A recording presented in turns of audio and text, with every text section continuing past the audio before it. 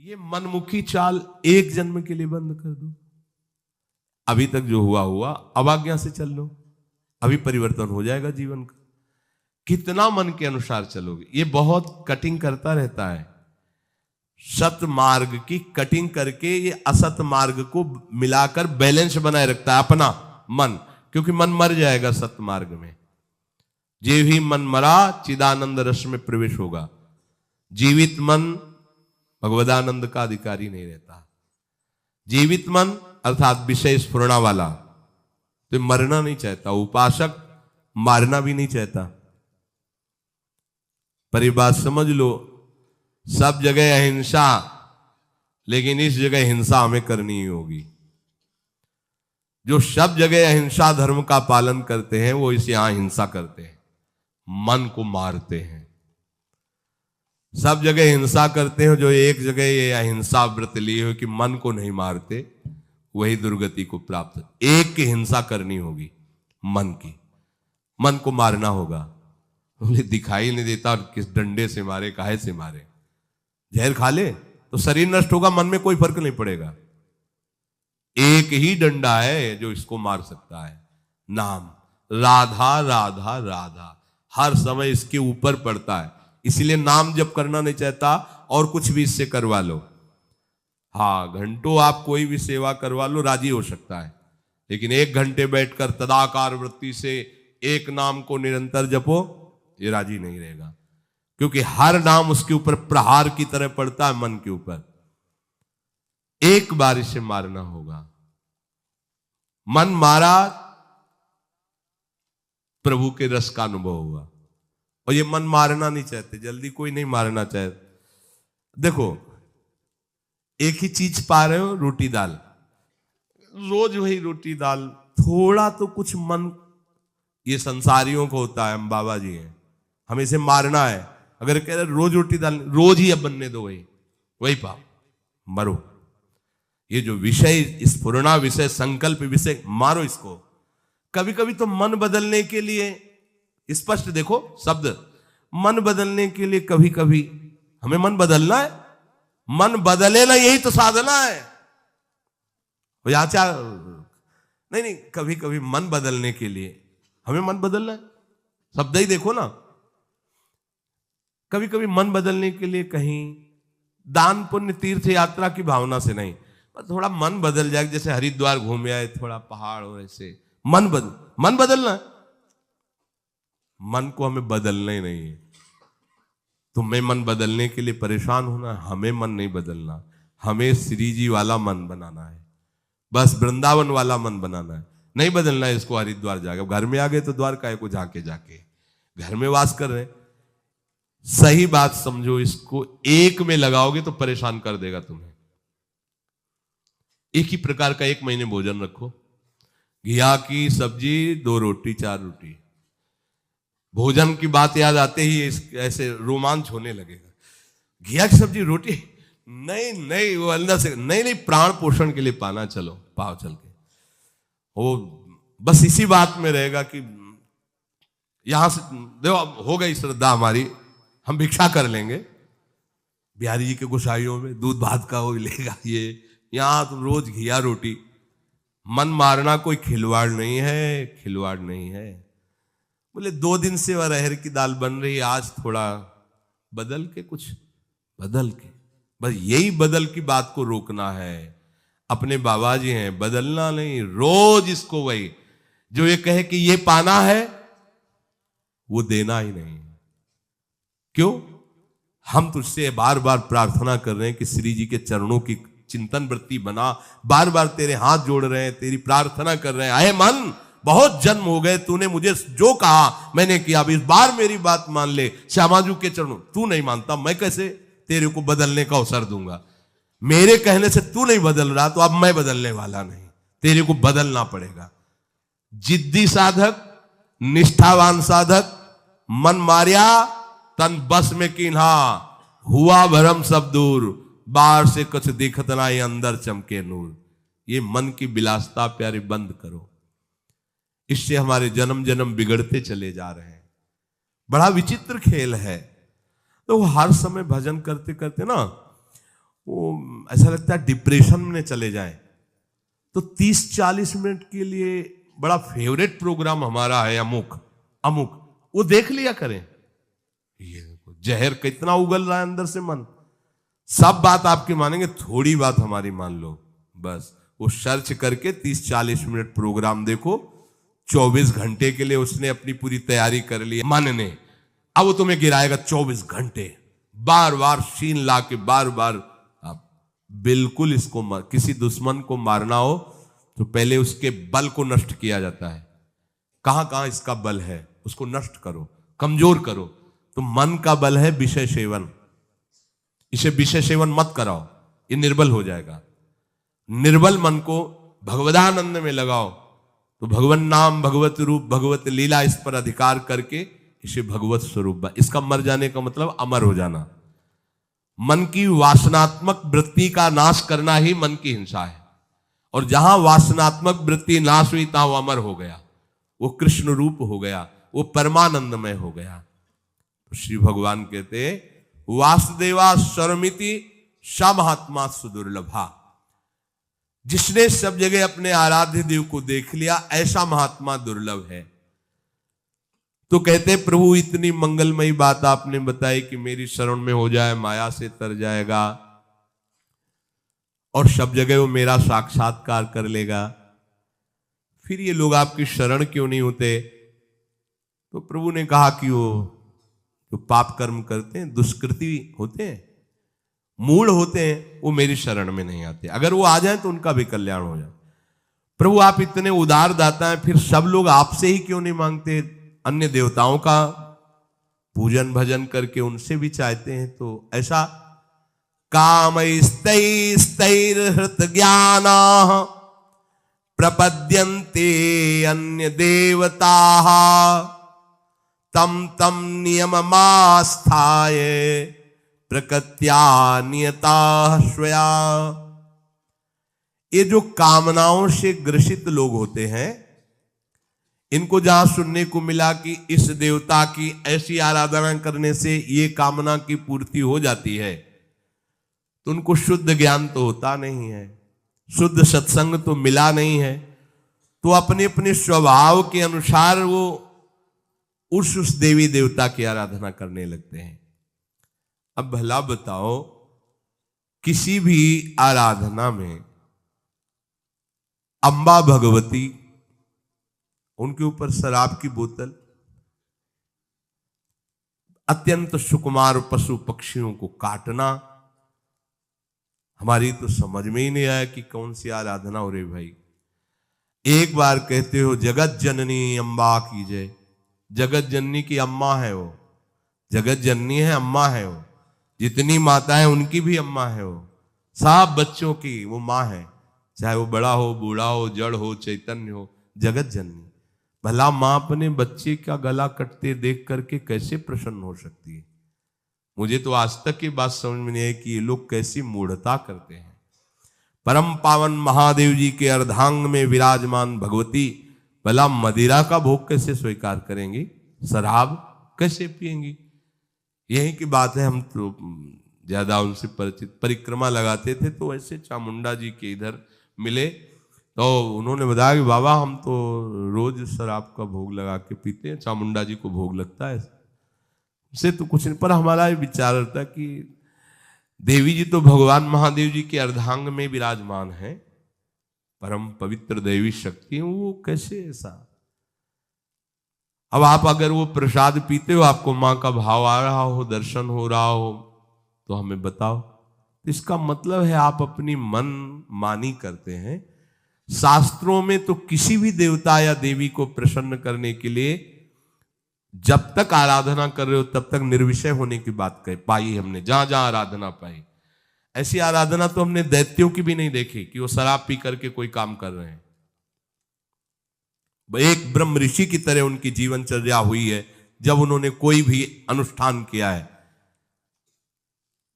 ये जो कामना से बुद्धि अपरित हो गई है, वो लोग प्राय ऐसा कि अमुक बलि दे दो तो तुम्हारे पुत्र हो जाएगा, दूसरे के बच्चे को छीन कर तुम काट रहे हो, चाहे बकरा ही हो, मुर्गा हो, तो तुम्हारे बच्चा पैदा हो जाएगा।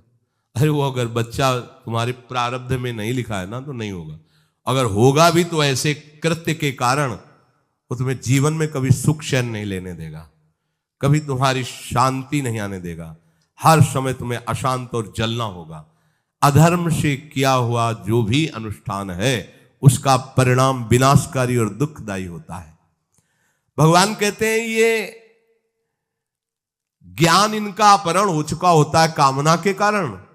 ये अपने अपने स्वभाव के अनुसार उस देवता का, उनकी आराधना के नियमों को धारण करते हैं और देवताओं की शरण होकर अपनी अपनी कामनाओं की पूर्ति चाहते हैं, क्योंकि इनका लक्ष्य केवल लोक परलोक की भोग वस्तुएं ही है जो क्षणिक है, कुछ समय के लिए है। भगवत प्राप्ति करना है, विवेक जागरण करके सत्य वस्तु में स्थित होना है, ये कामना की पूर्ति वाले लोग नहीं जान पाते हैं। बढ़िया उपाय पीछे भगवान ने बताया था कि यदि आप कोई कामना भी करते हो और हमारी शरण में आ जाओ, हमेशा कामना की पूर्ति चाहो, पर भगवान की तरफ आने पर देखो एकदम ब्रेक लग जाती कि आप ऐसा ऐसा भोजन नहीं करोगे, ऐसा संग नहीं करोगे, ऐसा, ये सबको बड़ा कठिन लगता है और मनमानी आचरण भी करते रहो और देवता कामना की भी पूर्ति कर देगी, ये मार्ग सरल लगता है।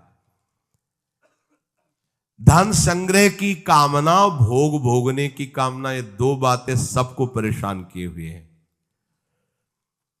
और दो बातें एक ही जगह बहुत जोर से पूर्ण हो जाएंगी।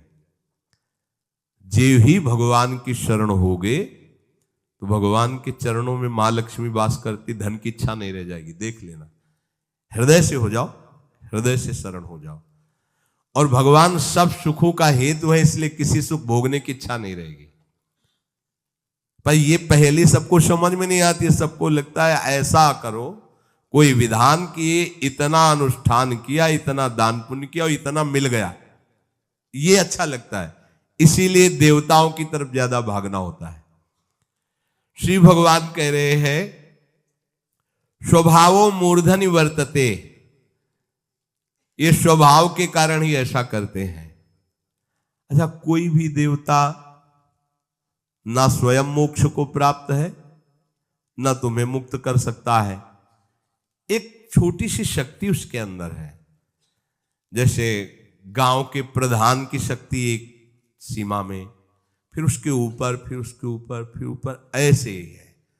ये सब छोटी छोटी शक्तियां सब भगवान ने ही दी है, लेकिन वास्तविक कामना की पूर्ति तो केवल श्री हरि से होगी, दूसरे से नहीं होगी। अपने जितने सत्संग सुनते हैं, अपने को अनन्य हो जाना है, कोई भी कामना नहीं रह जाएगी, न जीने की, न धन की, न सुख। ऐसी मस्ती आएगी, मान लो कोई साधना, कोई अनुष्ठान करने की जरूरत नहीं, भगवद आश्रित हो जाओ और नाम जितना बन सके उतना नाम गुनगुनाते रहो, पड़े रहो भरोसे पे। वो चीज मिलेगी जो कहीं किसी साधना से नहीं मिलती। ये जीवन की सार बात आपको बता रहे हैं। आपको जो चाहिए वो मिल जाएगा, बस हमारी प्यारी जो की शरण हो जाओ, जितना बने नाम जपो, अन्य आश्रय रहित हो जाओ, सब ठीक हो जाएगा। ये जो बेचारे कामना से जिनका ज्ञान अपहृत हो गया, वो यहां तक आ ही नहीं पाते, वो उसी में फंसे। अगर कहीं थोड़ा सा पवित्र भाव भी हुआ तो देवताओं का अवलंबन ले लेते हैं और उनसे अपनी कामना की पूर्ति के लिए आराधना करते रहते हैं। ये अमूल्य जीवन जो भगवत प्राप्ति के लिए था, निष्कामता के लिए था, भगवत प्रेम के लिए था, वो ऐसे ही खो देते हैं। संतों की आज्ञा में बहुत कृपा भरी होती है। अगर कोई उनकी आज्ञा का पालन कर ले तो परम कल्याण निश्चित है, परंतु महात्मा की आज्ञा का पालन कोई देहाभिमान रहित ही कर सकता है पूर्णतया, नहीं देहाभिमान आड़े आ जाता है। देवर्षि नारद जी ने भक्ति सूत्र में कहा, महत्संगस्तु दुर्लभो अगम्यो अमोघस्य। ये महत्संग वासुदेवा स्वरमित सा महात्मा सुदुर्लभा, महात्मा की जिसकी ये अनुभूति है जड़ चेतन सब भगवत स्वरूप है, ऐसे महात्मा का मिलना बड़ा दुर्लभ। श्री भगवान कह रहे हैं समात्मा सुदुर्लभा। महत्संगस्त दुर्लभ हो, देवर्षि नारद जी भी स्वीकार करते हैं, बड़ी दुर्लभ बातें हैं। यहां जो कहा जा रहा है कि महात्मा ऐसा दुर्लभ है, वो दैवी संपत्तिवान, साधु स्वभाव वाला, पूर्ण सदाचारी, भागवत धर्म का अक्षरशः पालन करने वाला और निरंतर भजन परायण, ये महात्मा का लक्षण है। खोए रतन फिरत जे घर घर, कौन काज ऐसे जिए। क्या जीवन ऐसा, अगर हम भगवान के भक्त का वेश धारण करके अपनी रसेंद्री और जनेंद्री के सुख के लिए भटक रहे तो धिक्कार है, हमारे जीवन को धिक्कार है। श्वांग रचने से काम नहीं चलता। अपने जीवन को प्रभु के चरणों में जो समर्पित कर देता है वही महात्मा बनता है। मनमानी आचरण बड़ा विचित्र खेल है। हम भेष रख करके भी वही करना चाहते हैं जो संसारिक जन करते हैं। फिर हम में और संसारिक में अंतर क्या रहा?